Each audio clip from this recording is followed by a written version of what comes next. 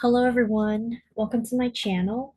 Recently, I spent a week binge watching an anime called The Rose of Versailles, and I decided to give my thoughts and review on it because it left an impression on me, and I don't usually watch anime.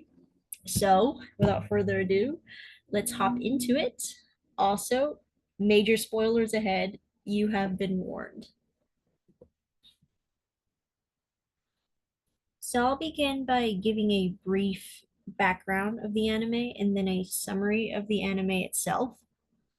So this anime is 40 episodes long, and many things have transpired in these episodes. It's basically a story that follows the life of a noblewoman named Oscar Francois Jaget, and we witness the various historical events that ultimately led to the French Revolution through a third party perspective. The Rose of Versailles is a 1979 anime adaptation of the original manga series from 1972 by Ryoko Ikeda. And please pardon my Japanese, French, German, and Swedish pronunciations of the names in this series moving forward. Thank you. So, apparently, this manga had a huge impact on the shoujo genre, a genre for girls, mainly of manga, where it gave rise to a new style of storytelling, drawing, and even drew in new audiences. The mangaka Ikeda herself even received a Legion of Honor from the French government for promoting French culture so well to Japan. So, with that out of the way, let's get back to the actual story.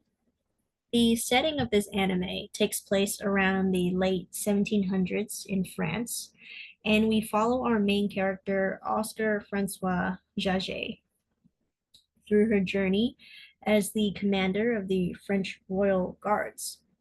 Oscar, pronounced Oscar or Oskaru in the Japanese dub of the anime, was born into the prestigious Jaget noble family. Her father is a military general, and he had hoped for a son to pass on his title, military expertise, and training to. But alas, he had no son, and when Oscar was born, he made the decision to raise her as a boy instead. And that was how Oscar grew up, taking on a more masculine persona and role that her father molded her into. She also had a childhood friend and servant named Andre, pronounced Andre in the anime, who faithfully remained at her side throughout the story.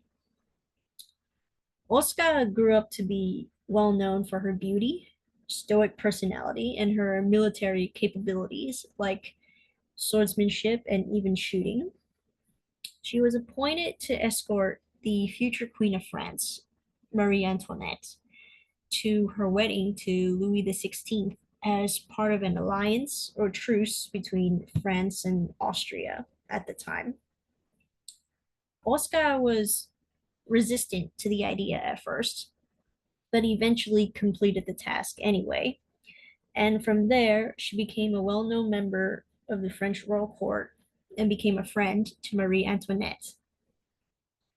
Marie Antoinette, the last queen of France, is portrayed by the anime as a naive, careless, carefree, and happy go lucky person. She is also praised for her beauty and charm and somehow manages to get out of all the blunders she's gotten herself into with the help of the people around her who support her, like Oscar. It is through Oscar and Marie Antoinette's friendship that we get to see the politics at the court. We meet the various ladies, dukes, counts, countesses, all vying for power, status, attention, and material opulence. The nobles live very lavish and careless lives, generally speaking. They don't seem to care for the deteriorating conditions of the common folk in France. Oscar was fairly insulated from the struggles of the common people herself until she witnessed the murder of a poor child by a heartless duke. From there, Oscar would see the cracks in the French economy as the common people descend into great poverty and desperation. She'll see how parents have to sacrifice their sick children due to not having money to see the doctor, the cruel ways in which the nobles extort the people, and the unethical ways some people have to resort to in order to succeed in this flawed system. Overall, France was in for a rude awakening, to say the least. Along the way, we meet many characters. Notable ones include Hans Axel von Fersen, pronounced Fersen in the anime, a Swedish count whom Marie Antoinette has an affair with, Rosalie, a peasant girl who actually has noble origins, Jeanne Valois de la Motte, sister to Rosalie, and also a former peasant girl herself, who finesses her way to the upper class life through manipulation and unscrupulous means. An honorable mention to Madame du Barry, who is the mistress of the deceased French King Louis XV early on. There were also people like Louis the 16th, I meant 15th. Okay. There were also people like Louis the 16th, Maximilian Robespierre, and the Duchess of Polignac, who were based on real historical figures, which Feddersen and Jeanne are too. Rosalie may have been based on a real person as well, but feel free to correct me. So, back to the story. As the anime progresses, the dawn of the French Revolution looms closer every episode. The complicated web of politics, poverty, drama, love, and conspiracy unfolds in both subtle and bold ways that keeps the viewer intrigued. Eventually, seeing the injustice of her people and giving her acquaintance with more of the common folk, Oscar began to sympathize with the people who were seeking reform and ultimately joined the movement to bring down the monarchy. Oscar died while fighting on the side of the people, and so did many others. At least she'll be happily with her love Andre in heaven. And the anime ends shortly after Oscar's death, while narrating the death of other historical figures as well. I think the anime ended on a bittersweet note, but I'll go into more depth later in the video about that. And that's the summary of this anime. Now I'm going to get into the specifics that caught my attention throughout the series. So, something that caught my eye right off the bat was the politics in the Rose of Versailles. I was amazed at how much infighting there was at the French court and amongst the nobles, how brazen some of their tactics were. There was a lot of backstabbing, murdering, scheming, forgery, power struggles, and catty gossip that goes on in the nobles' lives. Marie Antoinette got lucky because she would not have survived it without the help of people around her to guide her and try to remedy her mistakes and save her from the various schemes, murder, and slander. Seriously, all she had to do in the anime was not mess up and don't be in harm's way and not to upset people, all of which she often failed to do, but ends up okay until the very end. I also noticed that whoever gets favoritism from the king or queen is usually going to abuse their power and privilege to enrich themselves and those they're in cahoots with. Notable examples of this include Madame du Barry, who got the previous French king to spoil her with jewels, dresses, and even managed to make him pull some political strings in her favor. And also the Duchess of Polignac, who came into Marie Antoinette's good graces and had her curled around her little pinky, leading Marie Antoinette astray with her gambling habits, making Antoinette appoint people that Polignac wanted into office. And at the height of Polignac's power, she had immense influence over the French court. It's crazy what these people get away with. It really makes you wonder why the royals can't see what they're doing. But then again, the royals were portrayed in the anime as these naive people who technically don't want to rule nor or don't know how to rule. But suffice to say, French politics during this time was cutthroat and a mess. So moving on. Oh yes, here we go with the stuff that makes the heart flutter. Let's talk about the relationships in this anime. So the relationships in this anime are tragic and have such a bittersweet outcome to them. They're not the happiest ever after couplings, but they're still very interesting to explore nonetheless. There is so much unrequited, hidden, and forbidden love in this series. My goodness, where to start? I made a simple flow chart of the major relationships I see take place here. So as you can see, um, excuse me, as you can see, Andre wanted Oscar. Oscar was in love with Axel von Fersen, and Fedison and Marie Antoinette were in love with each other. Basically, Andre, Oscar's childhood friend, has has been yearning and pining for Oscar ever since they were adolescents.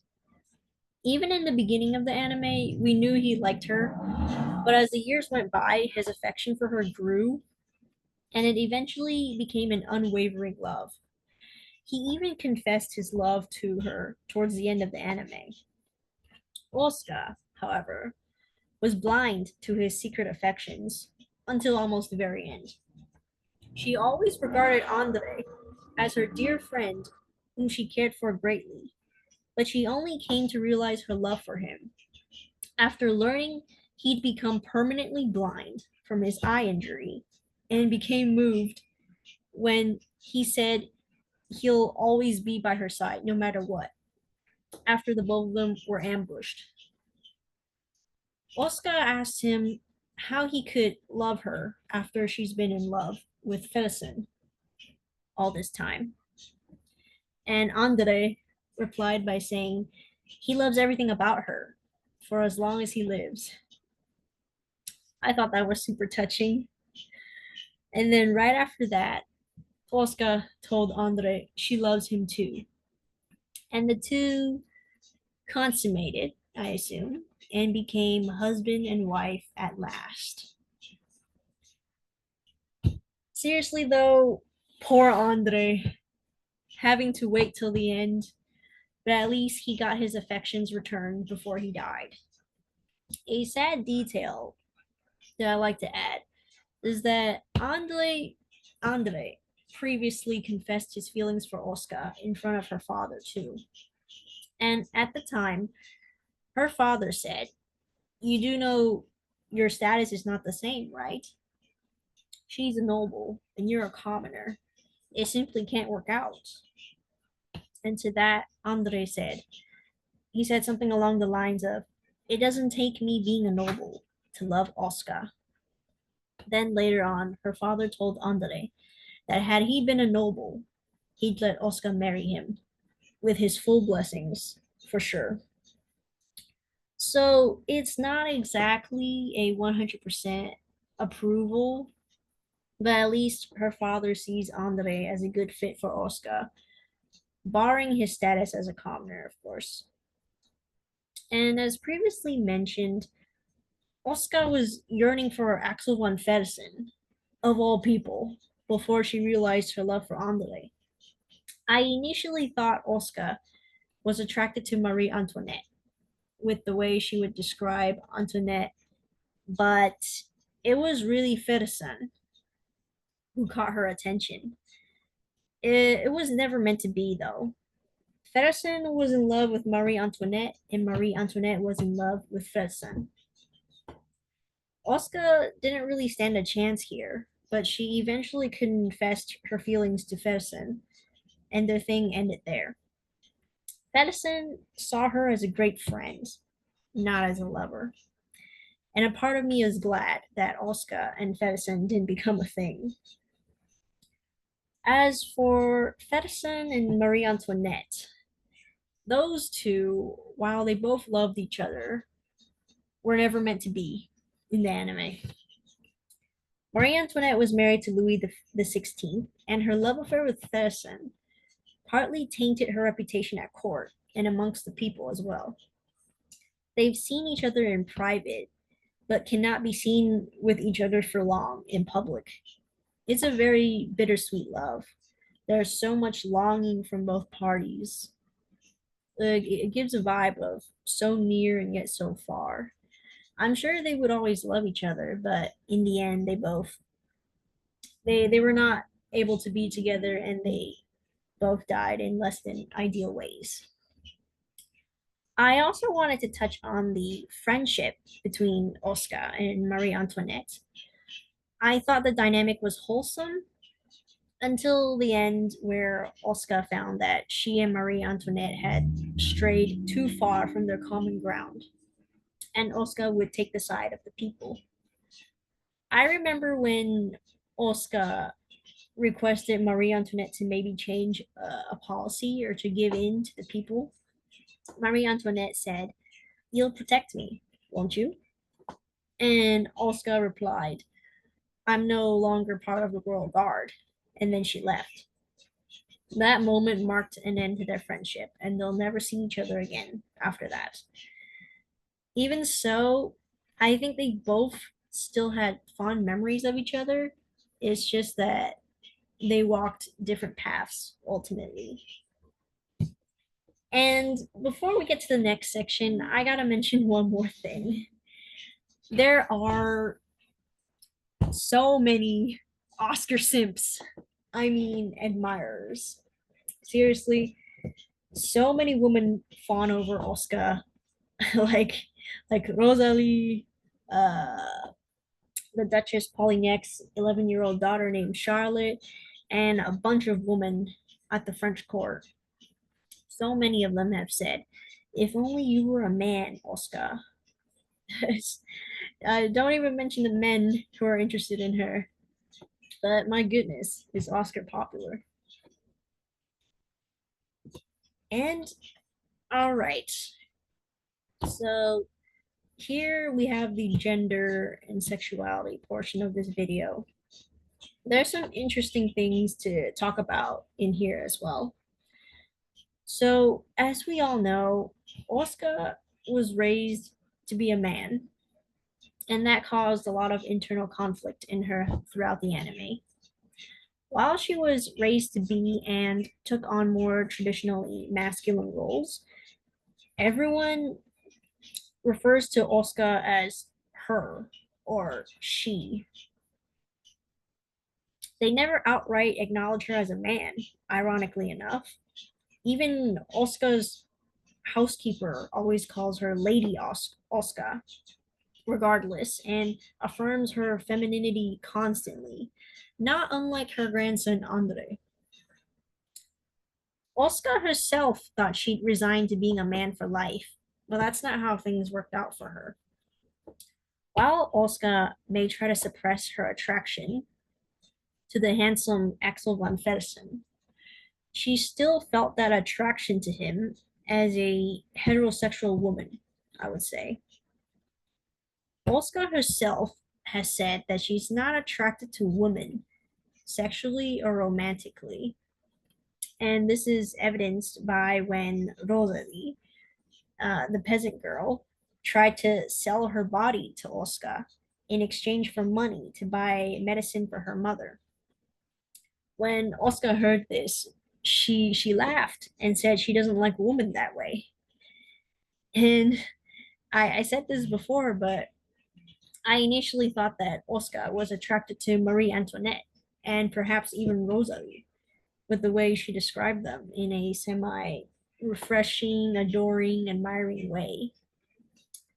But Oscar's most apparent, maybe deepest attraction was to Fersen. Fersen, I think, awakened the feminine part of Oscar, where she finally entertained the idea of being held by a man.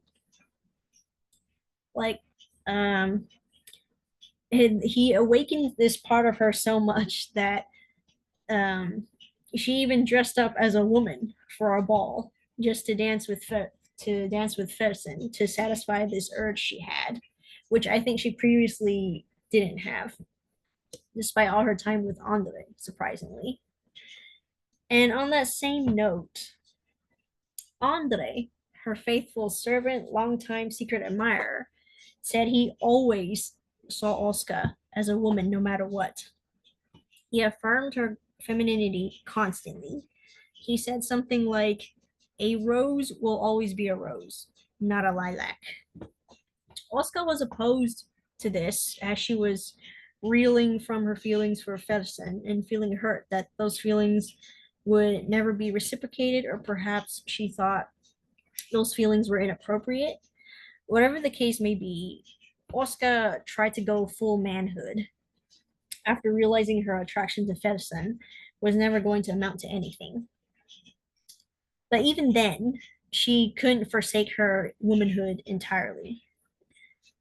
She eventually, as I said before, returned Andre's love and declared herself to be his wife. I think in this way, Oscar acknowledged her femininity without ever saying it. And after Andre died, Oscar said she regretted not realizing her feelings for him sooner. So I think this anime depicts gender and sexuality through Oscar in a very experimental way, especially for the 1970s. I feel seeing her grapple between manhood and womanhood was an eye-opening process, and it was done in such a smooth way that I was quite intrigued by this whole thing. And after all, these gender roles, man and woman, are socially imposed. Just because one is raised as a boy and to be a man doesn't mean the heterosexual heart won't have conflicts when sexuality is taken into account. I think Olska ultimately embraces both her femininity and masculinity and acknowledges both as a part of her. This is really well done, in my opinion. And so now we're going to switch gears. So let's talk about the music and the animation for a bit. The music I thought was great. It was amazing. I loved it. I give it a 10 out of 10. The music has such a sweet, melancholic vibe to it that fits the atmosphere of the anime and the brevity of the setting that it took place in. I love the opening song and the music track for the previews of the next episode. Overall, I just really liked the instrumental soundtrack, and the singers for the theme songs were great. They had such elegant, angelic voices. For the animation, I liked it. I liked the character designs. I saw that one director worked on the first half, and a second director, Osamu Dezaki, took over the second half of the anime, I think. And I think Dezaki added a more mature look to the characters, which I appreciated. It was like watching the characters hit puberty and grow up. I thought that was a nice touch. And I also really liked the voice acting as well.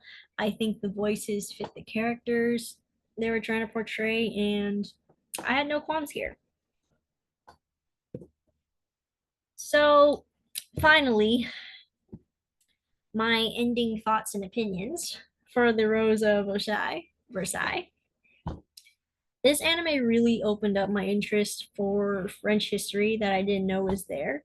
It was refreshing to learn about historical events through this medium, and it even made me research um, the various historical events on my own time.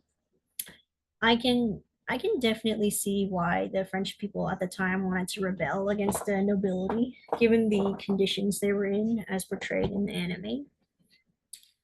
As for the medium itself, I found the anime and the characters very endearing. Yes, I think endearing is the perfect word to describe how I feel about them because they were all complex characters with their flaws and their strengths. Oscar, I found to be loyal, upstanding. She has a moral compass. She has a heart, has pride and duty to her work, even if at times she's a little too straight edge, straight laced, maybe a little dense, but I like Oscar. I really do. Andre, I also liked him too. I find him likable. He's very loyal, and I can sympathize with him despite some of his actions.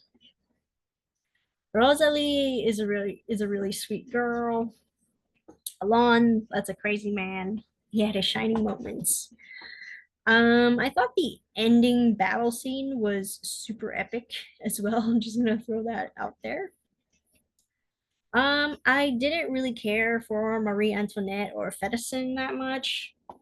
What Oscar what Oscar saw in Marie Antoinette was a carefree girl who wore her emotions on her sleeve and seemed to be authentic to Oscar, as opposed to all these other malicious, fake, conniving people at court. So I can see why Oscar likes Marie Antoinette.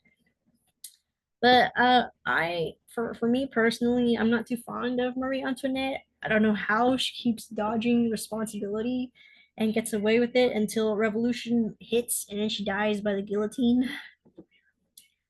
But it is what it is. But there was one other character, side character, that stood out to me the most, and it is Jeanne Valois de la Motte, pronounced Jeanne or Jeanne in the anime. So I'll refer to her as Jeanne. I found her very intriguing. I don't necessarily like Jeanne as a person, but Jeanne as a character and a villain is a force to be reckoned with. She has a fierce tenacity for achieving her goals that I haven't seen in a while. She's so crafty and downright evil sometimes. It's like watching a young Madame Dubarry in action. And yet, she still strived for the life she desired and fought hard for it, even at court. She even had the audacity to drag Marie Antoinette with her in the dirt, despite not even knowing her. Um, Shanna, you're not a good person, but I gotta admire your fighting spirit, even to the end. You play so dirty, and I don't feel sorry for you, but you left an impression on me, for better or worse. There was an episode about an infamous incident that tainted Marie Antoinette's reputation severely, regarding a diamond necklace. And apparently, it's a real historical event too. And it just blew my mind that Gianna concocted a scheme to scam a Catholic bishop who tried to gain Marie Antoinette's favor by gifting her a super expensive diamond necklace. Gianna used a blind prostitute who looked like Marie Antoinette to trick him. It was crazy. I think you guys should totally check it out. Overall, I definitely recommend watching this anime. I don't usually watch anime, but I was intrigued by this one because I've heard of this anime in college, but I didn't pay attention then. And now, years later, I suddenly had the urge to watch it. And so, as a score, I give this anime an 8.5 out of 10. Feel free to round it up to a 9 on a good day. I really enjoyed it. I had no expectations, and it surprised me in a good way. I might check out the original manga as well And apparently, there's a 2025 remake of The Rose of Versailles into a movie, and there's a trailer for it. So check that out too if you're interested. And if you want to watch this anime for free, like I did, you can do so via Pluto TV, but be prepared to watch a lot of ads as well. I'll link it in the description box. And that is all for this anime review. Thank you so much for watching. I hope you enjoyed it and have a great day.